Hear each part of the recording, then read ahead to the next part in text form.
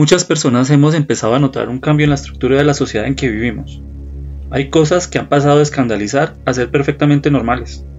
Se dice que hay que dejar el pasado atrás bajo pena de ser llamados retrógradas y rígidos, y que debemos aceptar, así sea a la fuerza, la doctrina de que todo lo nuevo es mejor, así eso implique negar quiénes somos y en los gigantes sobre cuyos hombros nos hemos parado para llegar aquí a donde hemos llegado. Además, el cine, la televisión, la música, etc., se desesperan por presentar el mismo mensaje, que debemos dar rienda suelta a nuestros instintos sin importar qué tan básicos sean. Ahora yo soy el centro del universo, y nada es más importante que mis sentimientos, ni siquiera la realidad. Todo gira en torno a lo que cada quien quiera. La belleza ha desaparecido del arte y de la arquitectura. La verdad objetiva es ofensiva y como tal, debe ser ignorada. Lo que solía ser bueno antes es malo ahora, y lo que era malo antes ahora es bueno. Obviamente esto no sucedió de un día para otro. No nos levantamos un día para encontrar que la biología había caducado en la mañana y que teníamos que llevar a los niños al club escolar satánico en la tarde. El hombre se puso a sí mismo como medida de todas las cosas, e irónicamente nunca había sido tan infeliz, nunca se había sentido tan solo. De la misma manera, ahora que tenemos acceso ilimitado a información ilimitada, nos hemos convertido en la versión del hombre más idiota de la historia. Creo que la pregunta viene siendo, ¿cómo sucedió esto? Evidentemente no hay una respuesta simple porque no existe una sola causa ni un solo ejecutor de este fenómeno. Sin embargo, sí que hubo una persona que influyó en la transformación social de la que impotentes ahora somos testigos. Edward Alexander Crowley, mejor conocido como Aleister Crowley, nació el 12 de octubre de 1875 en Royal Leamington, Inglaterra, en una familia evangélica bastante estricta, de clase alta y muy acaudalada. A los 11 años quedó huérfano de padre, lo que pareció ser el origen de su rebeldía contra su familia y las enseñanzas paternas. De alguna manera se obsesionó con la idea del pecado supremo y mostró conducta perturbadora y anormal desde una muy temprana edad. Por ejemplo, a los 14 años, buscando probar que los gatos tienen 9 vidas, envenenó un gato del vecindario, lo sometió a toda clase de ultrajes violentos, que no puedo mencionar acá, y finalmente lo arrojó por la ventana. Todo esto lo contó él mismo en su libro Confesiones de 1929, según él, en el mejor interés de la ciencia. En su adolescencia cultivó su mente con filosofía y poesía, mientras que degradaba su cuerpo con mujeres y hombres por igual. Fue por estos tiempos que se empezó a interesar por el esoterismo, y adoptó el nombre de Aleister. Abandonó sus estudios en 1898 obsesionado con la idea de hallar el conocimiento escondido. Tiempo después, ingresa en la orden secreta del Golden Dawn, fundada en 1889 por 3 masones de grado 33, a la que pertenecían por ejemplo el escritor de Drácula, Bram Stoker, y el poeta W.B. Yeats. El creador de Sherlock Holmes, Sir Arthur Conan Doyle, también pertenecía a esta orden, y otras muchas notables personalidades de la época. El propósito inicial del Golden Dawn era el estudio y la práctica de la Cábala, un antiguo método hebreo de estudio esotérico de la conciencia y del cosmos. Como es arriba, así también abajo, es una de sus máximas. Como es el universo, así también el alma. Para alcanzar altos niveles de conciencia, quienes practican la Cábala estudian geometría y numerología sagrada conocida como gematria. Combinando estas prácticas orientales con gnosticismo occidental y magia, los miembros del Golden Dawn invocaban entidades espirituales con el supuesto objetivo de perfeccionar al individuo. Crowley fue en realidad un estudiante prodigio de estas disciplinas ocultistas y empezó a llamarse a sí mismo la Bestia 666. Sin embargo, Crowley pronto se decepcionó de sus cofrades, pues pensaba que no iban lo suficientemente lejos. Igual, continuó investigando ciencias ocultas, entre ellas magia blanca, entre comillas, y magia negra, y la invocación de ángeles y demonios. Así, se entera del ritual Abramelin, un ritual especial de invocación demoníaca, que requería de ciertos parámetros especiales, y decidido ejecutarlo en 1899, compra la infame casa Boleskine House, a orillas del lago Ness en Escocia, pues el ritual necesitaba hacerse en una casa aislada, con terraza y cuyas puertas miraran al norte. El ritual requería 18 meses de preparación, con el fin de que el mago pudiera contactar supuestamente a su ángel guardián, no sin subyugar y atar primero a los 12 duques del infierno para librarse de su influencia negativa. Al final, Crowley esperaba obtener los dones de invisibilidad, hipnosis y riqueza. Mientras adelantaba el ritual, fue llamado a París por los líderes del Golden Dawn, que para ese momento se estaba desintegrando. Debido a esto, interrumpió la ceremonia, algo que definitivamente no se suponía que hiciera, pues corría el riesgo de ser poseído por estas entidades que invocaba. Así que sin terminar el ritual, Crowley se dedicó por completo a la magia negra. Viajó a India a aprender yoga, incorporando el uso de drogas alucinógenas. También viajó a México, donde adelantó rituales carnales para hacerse invisible. Y también a África, junto a su primer seguidor, Newborn, con quien invocaron al diablo mismo bajo un nombre que por ningún motivo pretendo mencionar ni aquí ni en ningún otro lado. Desde ese momento en adelante, Crowley consideró las relaciones carnales imprescindibles para cada ritual. Por cierto, Newborn nunca se recuperó por completo de esta experiencia. Al volver a Inglaterra, Crowley conoció a la hermana del afamado pintor de la corte inglesa Sir Gerald Kelly, Rose Edith Kelly, con quien se casó en 1904. Como destino de su luna de miel, Crowley escogió a Egipto, donde llevaron un estilo de vida decadente y complaciente. Allí inició a Rose en el uso de drogas que había conocido en Latinoamérica. Luego de algún tiempo de vivir en el Cairo, Crowley llevó a Rose, su esposa, a la Gran Pirámide de Giza para adelantar un ritual que también buscaba la invocación de su ángel guardián. Tenía que proclamar la divinidad de sí mismo ante varios de los dioses egipcios como Lilith y Ra, a la vez que también empleaba sustancias alucinógenas ricas en DMT. Mientras adelantaban el ritual muy al estilo Crowley, Rose empezó a balbucear, diciendo que los dioses querían hablar con él, en especial el dios Horus, tenía algo que decirle. Crowley inicialmente la ignoró, pero ante la insistencia de Rose, él le hizo preguntas que se sorprendió que ella pudiera contestar. Ya en el Cairo, durante la visita a un museo, se sorprendió al encontrar la efigie de Horus, anotada bajo el número 666. Luego de varios rituales para invocar a esta deidad egipcia, el 7 de abril de 1904 y con la ayuda de Rose, Crowley finalmente contactó al que creía era su ángel guardián. Escuchó una voz que le hablaba sobre su hombro izquierdo, y durante 3 días, a exactamente la misma hora, la entidad le dictó el libro de la ley, que se convertiría en la Biblia de su nueva religión. Este libro decía que Jesús había dejado su trono y había sido reemplazado, pero su máxima principal, lo que en realidad buscaba enseñar era lo siguiente: haz lo que quieras, será el todo de la ley. En otras palabras, el ser humano tendría el derecho de vivir su vida según su propio parecer, sin la guía ni límites impuestos por la religión o la moral. Es este el principio de su nuevo movimiento religioso Thelema, palabra griega que significa voluntad. Posteriormente ingresó a la masonería, a la que usó como vehículo para propagar el Thelema. En 1913 escribió la Misa Gnóstica, donde introduce a la entidad diabólica hermafrodita conocida como Baphomet. Desde todo punto de vista debe considerarse este ritual como algo sacrílego y demoníaco. Además dio origen a todo tipo de rituales satánicos, cada uno más degenerado que el anterior, llevando la imaginación hasta los límites del horror. Habiendo conseguido un gran número de seguidores, Crowley fundó su abadía de Thelema en Sicilia, Italia.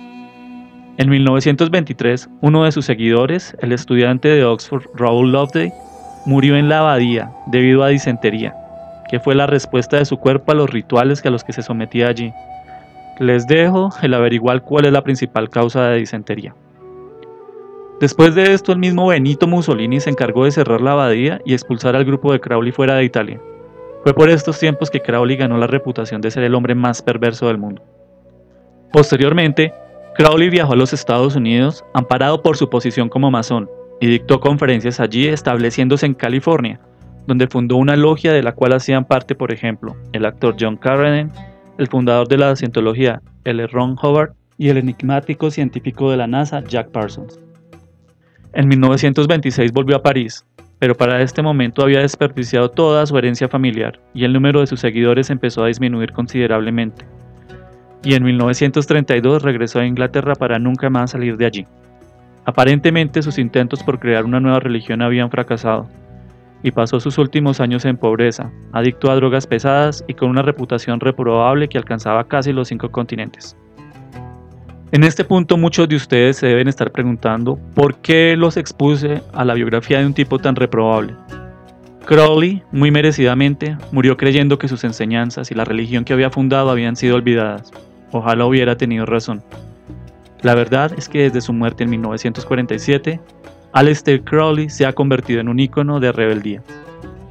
Bandas inglesas, cofundadoras de lo que luego se convertiría en nuestra cultura pop como los Rolling Stones, David Bowie, The Beatles, Led Zeppelin y en especial Jimmy Page han sido influenciados por su mensaje de supuesta libertad. Aleister Crowley influenció a personajes desde Adolf Hitler hasta Timothy Leary, escritor estadounidense que introdujo el concepto de tecnologías estáticas para referirse a las drogas populares de los años 60, a las que ayudó a popularizar, especialmente el LSD.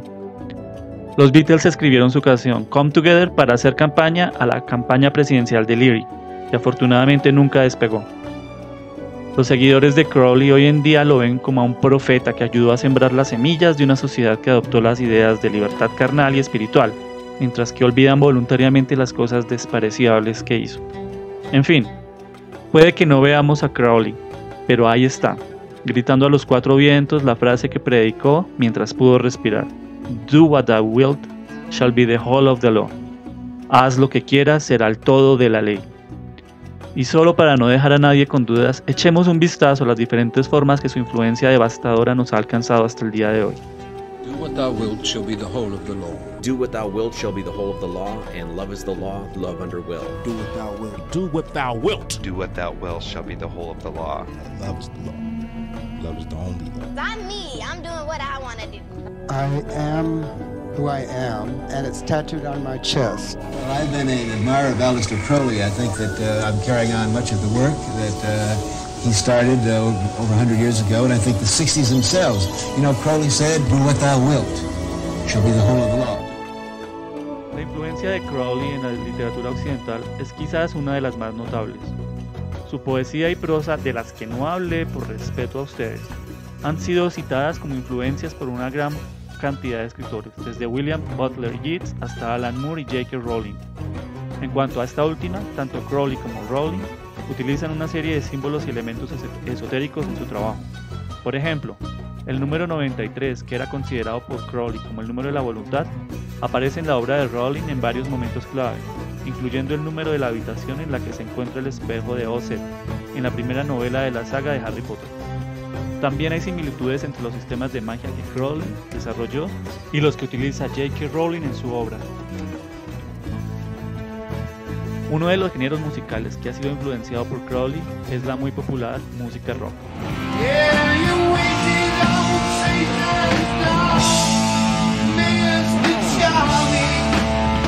Crowley era conocido por su afición por la música rock, y algunos de los músicos más influyentes del género han citado su obra como una inspiración para su trabajo. Por ejemplo, Jimmy Page, guitarrista de Led Zeppelin, a quien ya nombré, era un admirador declarado de Crowley y compró su antigua casa en Escocia, conocida como Boleskine House. ¿Recuerdan la casa del ritual?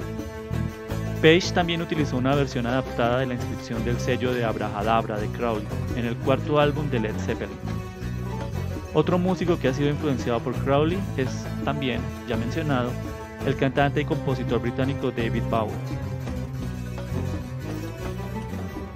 Just the Crowleyism of the times was a significant part of that middle point of the 70s. Bowie era un admirador de la obra de Crowley y utilizó algunas de sus ideas en su música y su imagen pública. Por ejemplo, en su álbum de 1976, Station to Station, Bowie se refiere a sí mismo como el hombre blanco mágico, un término acuñado por Crowley para referirse a uno de sus propios personajes mágicos.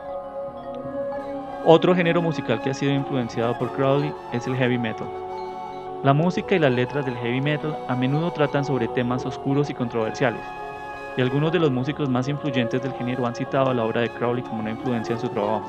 Por ejemplo, la banda estadounidense de thrash metal Slayer utilizó la inscripción que aparece en pantalla de Crowley en su álbum Hell Awaits. Por otro lado, la banda británica Iron Maiden incluyó una canción llamada The Number of the Beast, una referencia al número de la bestia mencionada en el libro de Crowley, The Book of Revelation.